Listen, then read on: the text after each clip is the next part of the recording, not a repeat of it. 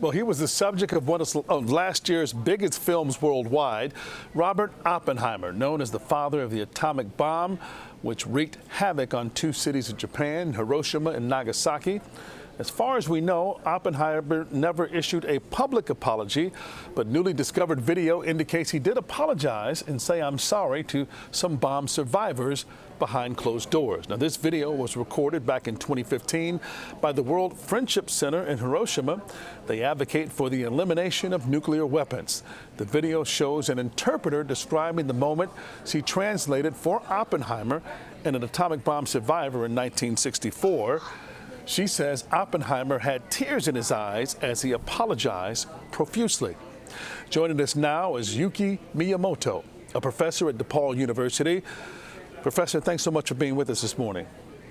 Good morning. Thank you for having me. Now, this is really some groundbreaking information. Your classes usually address the atomic bombings in Japan with an emphasis on ethics. How significant is this new discovery that Robert Oppenheimer actually apologized for creating the atomic bomb and its devastating effects?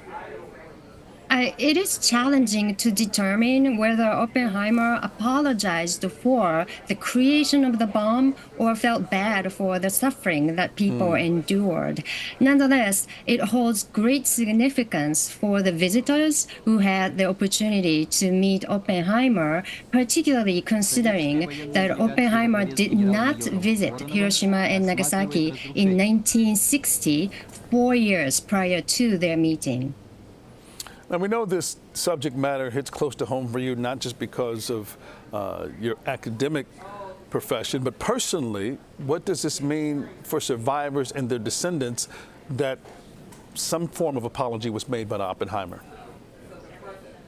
While I have no doubt that Professor Shono and his interpreter had a deeply moving and meaningful experience, but others who are learning about it for the first time today may wonder why Oppenheimer, if he regretted the creation of the bomb, did not actively work towards its abolition. Despite his opposition to hydrogen bombs, Oppenheimer did not oppose the numerous atomic bomb tests conducted after 1945, which resulted in significant harm to many individuals in Japan as well as in the U.S.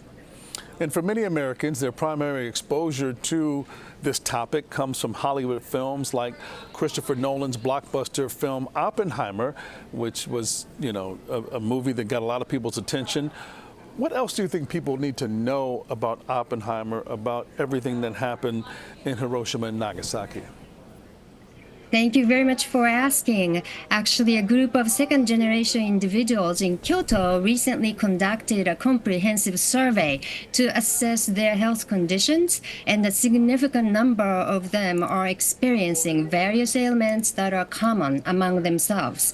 So people are concerned about possible hereditary effects of radiation exposure, but I also would like to emphasize that the movie not only omitted the human toll and long-lasting effects of Hiroshima and Nagasaki, but also overlooked the impact on people in Alamogordo and beyond. And according to my friend Tina Cordova, there were 13,000 individuals living with a 50-mile radius of the test site, and they continue to be affected by the fallout from that and subsequent tests. So it is regrettable that the film did not contribute to the extension and expansion of the Radiation Exposure Compensation Act called RECA, which just expired on June 7th of this year.